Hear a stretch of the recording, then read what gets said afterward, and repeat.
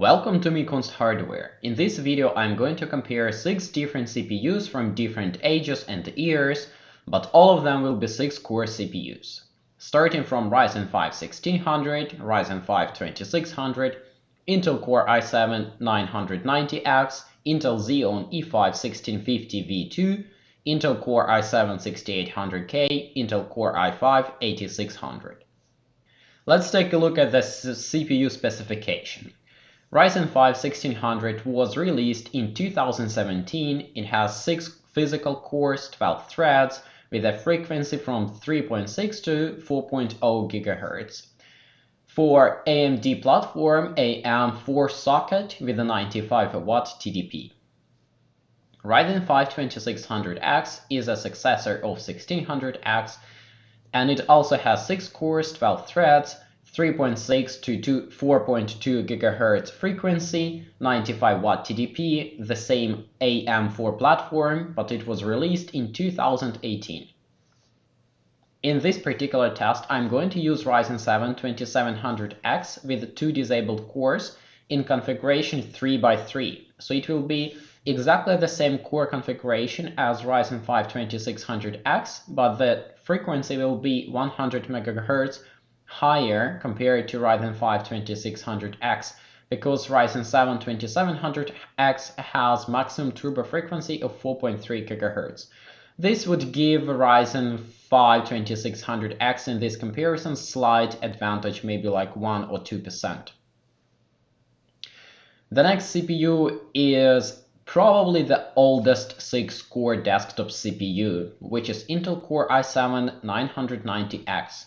It also has 6 cores, 12 threads, with a frequency from 3.4 to 3.7 GHz, rated at 130 watts TDP, and for Intel socket LGA 1366. This CPU was released way back in 2011 and costed more than $1,000 when it was released back then. Next CPU is a very interesting and very cost-efficient variant for Intel socket LGA 2011 first version, released in 2013 as a service CPU, Intel Xeon E5-1650 V2, 6 cores, 12 threads, 3.5 to 3.9 GHz frequency, and the same 130 watt TDP.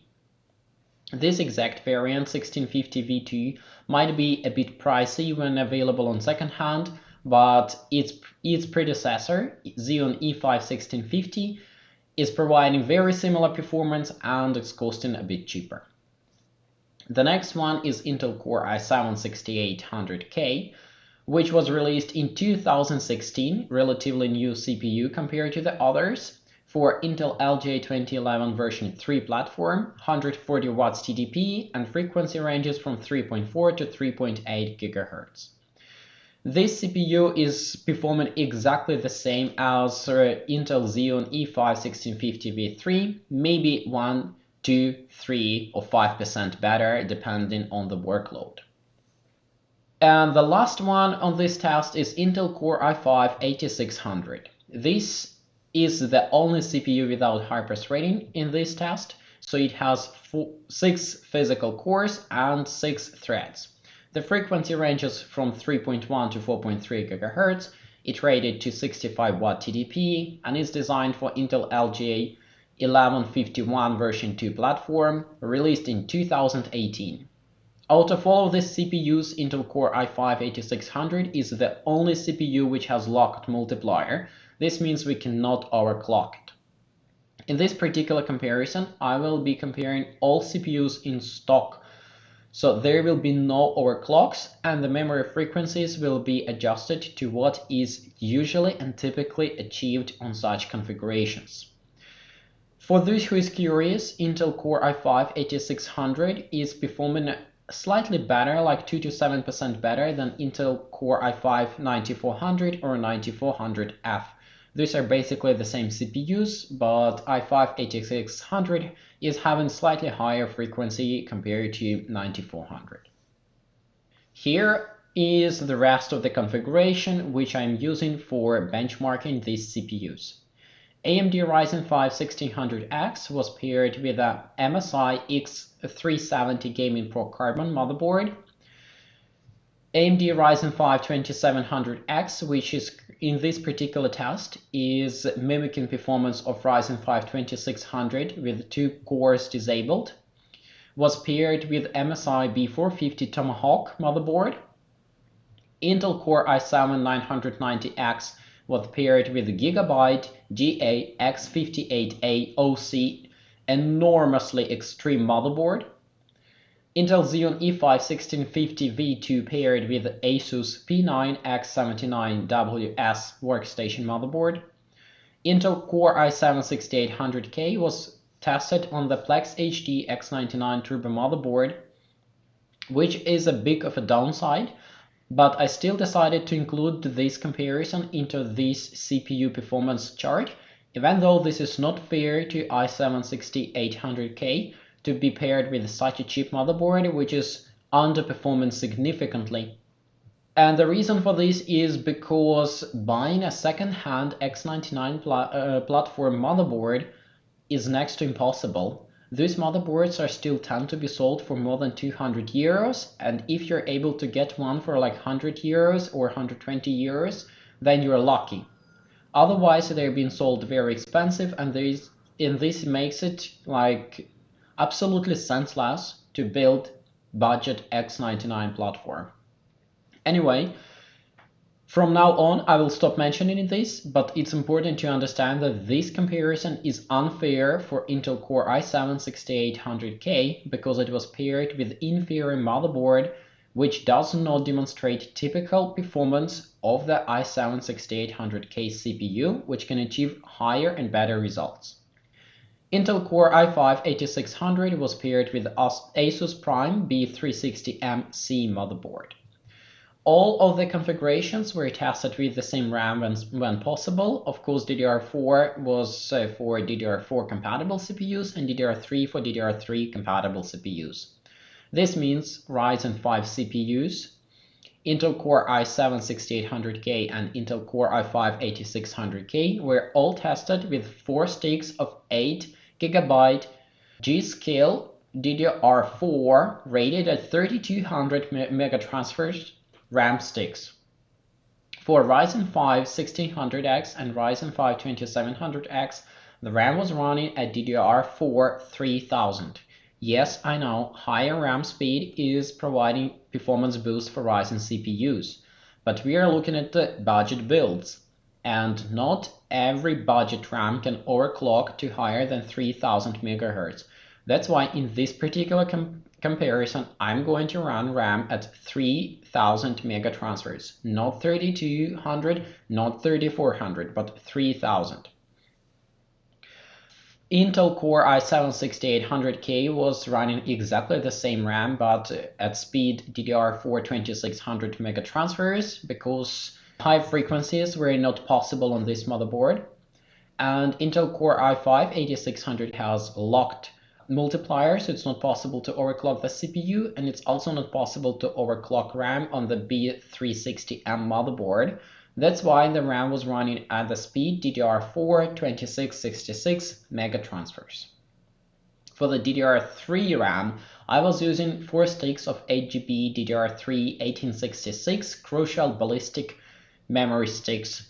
Detailed specification is available by the link under the video. Xeon E5-1650 V2 was running with 4 of these sticks with full speed DDR3 1866, while Intel Core i7-990X has triple memory channel. That's why it was running with 3 sticks of 8 GB each, rated at DDR3 1600 megatransfers. Unfortunately, I was not able to make this CPU and this motherboard start at DDR3 1866 megatransfers. It was failing on boot. All of these combinations were tested with the same graphics card and the same solid-state drive or SSD. For the graphics card, I was using MSI RX 580 8GB, and for the SSD, I was using Samsung 850 Pro 512GB. Let's move on to the benchmarks, and the first benchmark starts with a synthetic Cinebench R15. What we see here, as expected, the oldest CPU Core i7-990X scores the lowest 820 points, while the Xeon E5-1650, Core i7-6800K, and Core i5-8600 are showing very comparable results, around 1000 points, where Ryzen 5 1600X is 25% faster at 1250 points, and Ryzen 5 2600X is even faster at 1400 points. Cinebench R20. Basically the same figures but different numbers. Here we see that Core i5-8600 is actually beating Core i7-6800k and beating Xeon E5-1650 V2, while Core i7-990X is falling behind. This is probably due to the modern instructions used by the Cinebench R20. Ryzen 5 1600 and Ryzen 5 2600 are pulling way ahead. CPU Z. Core i5-8600 demonstrating the best single-core performance, but due to the lack of the hyper-threading, its multi-core performance is on par with Core i7-6800k and Xeon E5-1650 V2. Core i7-990X is falling behind in single-core performance and multi-core performance. Ryzen 5 1600X and Ryzen 5 2600X are demonstrating very similar single-core performance to Core i5-8600, while pulling way ahead in multi-core configuration. Geekbench 5. This benchmark is consisting of multiple different benchmarks, and in this particular case I was running it under Windows, not under Linux. Core i5-8600 yet again delivering the best single-core performance, but because it lacks hyper-threading, it's losing to Ryzen 5 1600 and Ryzen 5 2600 in multi-threaded performance. It's kinda weird to see that 12-thread Xeon E5-1650 V2 is losing to 6-core 6-thread Core i5-8600, but that's the reality because the Core i5 is much newer and it supports new instructions which are utilized by the Geekbench benchmark. Core i7-990X is showing quite pathetic results, which is half the performance in single core and around half the performance in the multi-core when compared to Ryzen 5 2600X. Corona is rendering a scene, and thus the benchmark is demonstrating the time to complete, means less is better. Ryzen 5 2600X took just 2 minutes and 35 seconds to complete the rendering. The second place goes to Ryzen 5 1600 at 2 minutes 57 seconds, and the last place goes to Intel Core i7-990X at 4 minutes and 2 seconds. Xeon E5-1650 V2, Core i7-6800K, and Core i5-8600 are showing very similar results, starting from 3 minutes and 18 seconds to 3 minutes and 47 seconds. .NET Core 3 performance. In this benchmark, I compile an open source project 10 times and measure the time to complete. Ryzen 5 2600X took just 16 seconds to compile my project 10 times. The same applies to Core i5-8600. Ryzen 5 1600X fall a little bit behind with 18 seconds to finish compilation. Then Core i7-6800K took 19 seconds, Xeon E5-1650 V2 took 21 seconds, and Core i7-990X is falling even below that to 23 seconds. So the difference between the best CPU and the worst CPU is 8 seconds, which is significant, like 30%. Techempower benchmark is my custom setup to measure overall performance of the system for the daily workloads that I'm usually busy with. In this case, I'm having Windows 10 as my host machine, Hyper-V image for Ubuntu 18.4, and under Ubuntu I'm having Docker container, which is running Techempower benchmark. Techempower benchmark is benchmarking PostgreSQL, including all of the default steps, and the scores here represent number of requests completed during the entire benchmark run, means higher is better. We see that even though Ryzen 5 1600 and Ryzen 5 2600 are having 12 threads for 6 cores, they are still losing in performance slightly to Core i5-8600. Maybe it's because virtualization is implemented better on Intel CPU compared to the AMD CPU, but the performance between Core i7-6800K, Core i5-8600, Ryzen 5-1600 and Ryzen 5-2600 is very comparable, where Core i5-8600 is leading, while Ryzen 5-1600 is losing. Core i7-990X is showing significantly worse results, while Xeon E5-1650 V2 falls behind Ryzen 5-1600 insignificantly. V-Array benchmark. Yet another rendering benchmark, which represents points as a score, means higher is better. Unsurprisingly, Ryzen 5-2600 is leading all the CPUs, while Core i7-990X is yet again falling behind.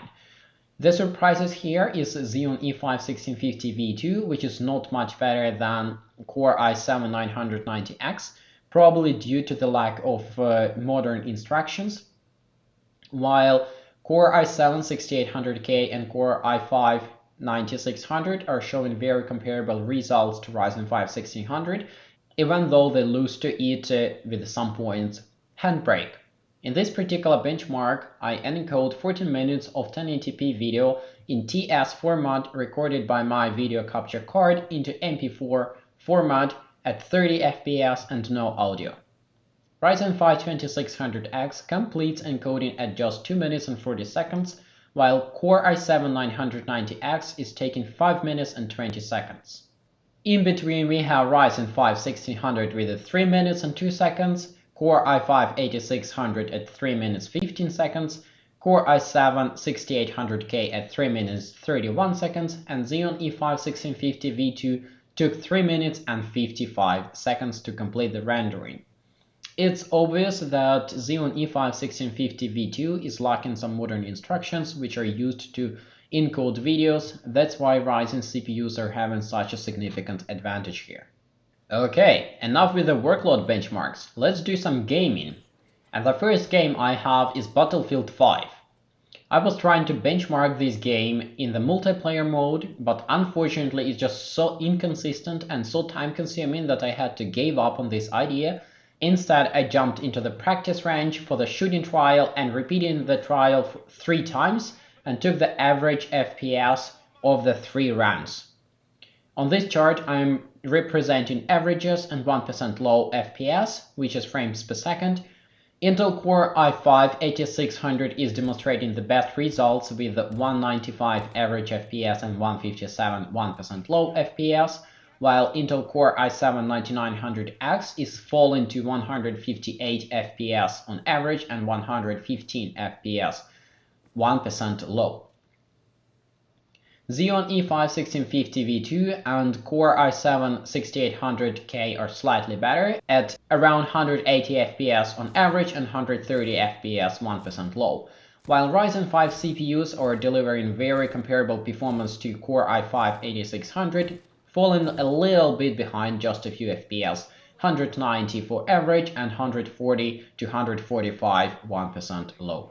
If you are interested to replicate the benchmark and check what is your performance, then you can see the in-game settings I was using to run the benchmark and just copy them into your setup.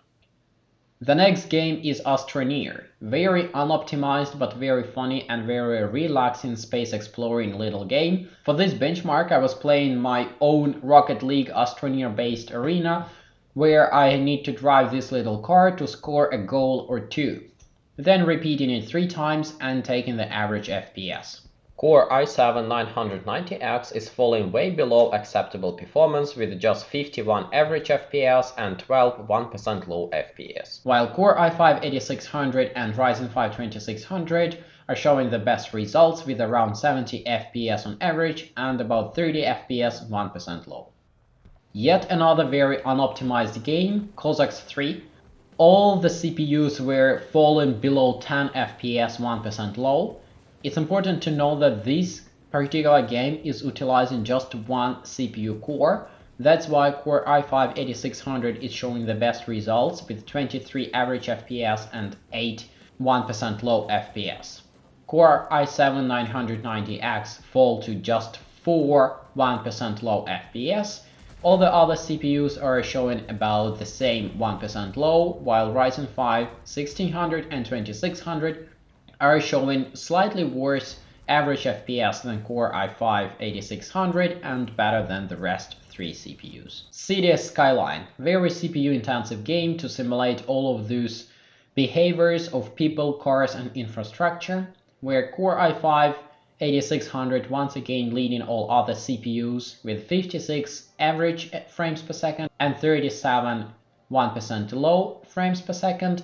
Then we have Ryzen 5 2600X with 55 and 33 FPS. Down the track is Core i7-6800k and Ryzen 5 1600 neck to neck, 48 and 27 frames per second, while Core i7-990X and Xeon E5-1650 V2 are showing identical results at around 45 average and 24 1% low FPS. World of Tanks enCore. This benchmark is designed to test graphics card ray tracing performance, but in this particular case I was running at 720p and ray tracing disabled, so it's still nice to see how the CPUs are stacked to compare each other. Surprisingly here, Xeon E5-1650 V2 is taking the lead. It could be because it has a 4-channel RAM. All the other CPUs are showing almost identical results. Basically, in this particular benchmark, we are GPU limited. My RX 580 is not powerful enough to distinguish which CPU is better or worse. Unfortunately, these are the only games I have right now because I don't have much time to game and I'm not looking to buy the games just to benchmark them. But if you're interested in some particular game, please let me know and I will try to benchmark it. I was also planning to benchmark how the VR, Oculus Rift S, performs under these conditions, but for some reason my Oculus Rift S refused to work with my RX 580 graphics card, and I didn't feel like tearing down my GTX 1080 from my main rig just for the sake of this benchmark. That's why I had to omit the VR benchmarks, but if you're interested in VR benchmarks, let me know and I will try to arrange that. Now, let's look at the potential builds that you can assemble with these CPUs. First of all, I have replaced all of the CPUs with their cheaper alternatives, which are delivering almost identical performance but costing slightly less. Ryzen 5 1600X is replaced with Ryzen 5 1600. It's exactly the same CPU but clocked slightly lower, and you can always overclock it to the performance of 1600X. Ryzen 5 2600X is replaced with Ryzen 5 2600, exactly the same story as with Ryzen 5 1600.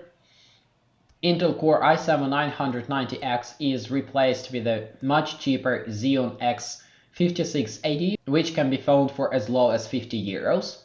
Xeon E5-1650 V2 is replaced with its cheaper alternative Xeon E5-1650. i7-6800k is replaced with a cheap alternative Xeon E5-1650 V3, and Core i5-8600 is replaced with a cheap alternative of Core i5-9400F. For the typical motherboard, I have chosen ASRock B450M Pro 4 for Ryzen 5 1600 and Ryzen 5 2600. Overall, I would always recommend to go with a B450 chipset because B450 chipset has way better memory compatibility when compared to B350 and X370 motherboards, but you can achieve almost identical results with the B350 motherboards and X370 motherboards. These can be found on AliExpress for as low as 80 euros or even a bit cheaper. Still, I would recommend to look for AM4 motherboards in your local stores and look for a decent B450 motherboard. In this case, ASRock B450M is a very nice M80X motherboard. Alternatively, you can look at MSI B450 Tomahawk, yet another very decent B450 motherboard. For Xeon X5680, I decided to go with a branded motherboard. Nowadays they can be found on eBay for a reasonable price. That's why I chose just a random motherboard from eBay. It happened to be MSI X58 Pro.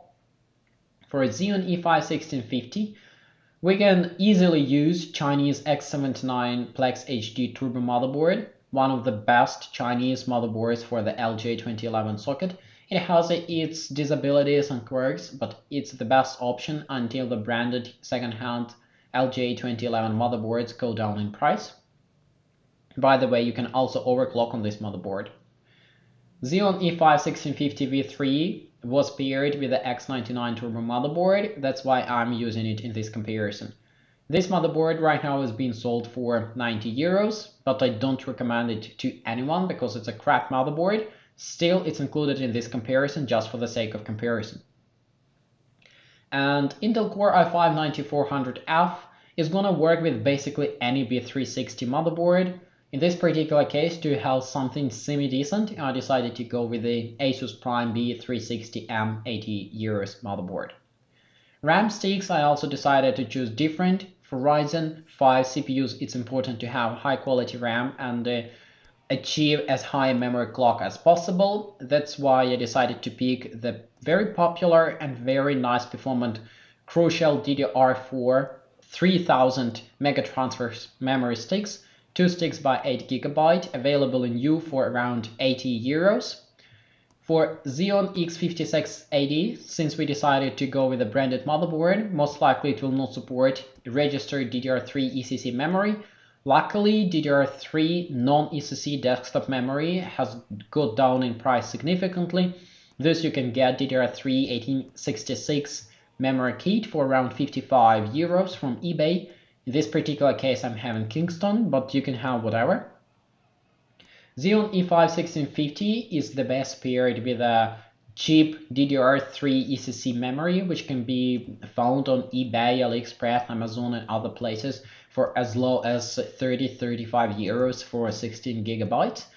You are always better with going for 4 sticks for LGA2011 platform to have quad channel memory, but as shown by the different benchmarks, in daily usage, quad channel and dual channel memory does not make much difference. That's why in this budget configuration, I'm having only 2 sticks of 8 gigs. Later down the track, you can always add 2 extra sticks.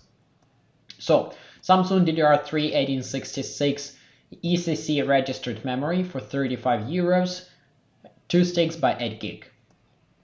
Xeon E5-1650 V3 paired with X99 Turbo motherboard is not able to run any memory higher than DDR4 2600. That's why you can get cheap Chinese memory rated at DDR4 3000 and just run it 2600. It's gonna be no problem. And Intel Core i5-9400 is also having locked multiplier, as well as B360 motherboards are not able to overclock RAM. That's why the maximum RAM speed you will be able to achieve is going to be DDR4 2666 megatransfers. That's why cheap Chinese memory is going to work here as well. In this particular case, I just randomly decided to pick AliExpress available parts called Gluey DDR4 3000, 2 sticks by 8 gigs each. But please do not follow this video as a guide. I'm not recommending to buy this RAM because I have never tested it myself. It seems to be decent and it shall work, but if it does not work, then do not blame me. If I will have a chance, I will get this RAM on my hands and I will test it myself, but that will be later. For now, it's just an example. Let's see the total system cost build, what's gonna cost this combo of motherboard, CPU and RAM. Ryzen 5 1600 is currently available for about 90 euros from AliExpress, eBay and other sources. The total combo cost is gonna be around 250 euros. For Ryzen 5 2600 you would have to pay like 20 euros more. These CPUs have got down in price on AliExpress significantly and you can get them for like 110 euros. Thus the entire combo is gonna cost you 270 euros. Xeon X5680 is gonna cost you around 180-185 euros. Xeon E5-1650 combo is gonna cost around 170 euros. Xeon E5-1650 V3 combo is gonna cost around 240-250 euros. And Core i5-9400F is gonna cost around 315 euros. I do not recommend to purchase any Intel LGA 1366 platform nowadays. The platform is just too old and it's underperforming, but it's still available here for the comparison. Intel LGA 2011 version 3 is also not recommended because this motherboard is crap and you shall avoid it as much as possible. With a decent motherboard, the price is gonna skyrocket, that's why it's not relevant. Still, it's available for the comparison. Let's look at price versus performance chart. Here I take Ryzen 5 1600X as the base of 100%, everything else is gonna go from that. Ryzen 5 2600X is costing slightly more at 108% of the cost, while delivering 112% of the performance, which makes it to be a better value proposition. While Core i7-990X is delivering significantly worse performance, it's also costing significantly less. Thus, its value is around the same as Ryzen 5 2600X. Still, I would highly recommend to go with the Ryzen 5 2600 in this particular case. Xeon E5-1650 V2 is delivering slightly lower performance than Ryzen 5 1600X, but costing is significantly cheaper. That's why its value is so much higher, 35% higher than Ryzen 5 1600. Core i7-6800k is delivering slightly less performance compared to Ryzen 5 1600X, but also costing slightly less.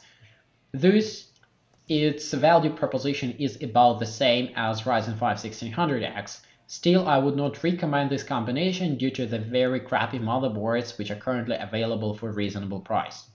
Core i5-8600 is costing quite much more than any other alternative, while delivering very similar performance to Ryzen 5 1600X and losing to Ryzen 5 2600X, thus its value proposition is down to 83% compared to Ryzen 5 1600X. All in all, what I can say is that Ryzen 5 2600 is the obvious winner in this particular comparison.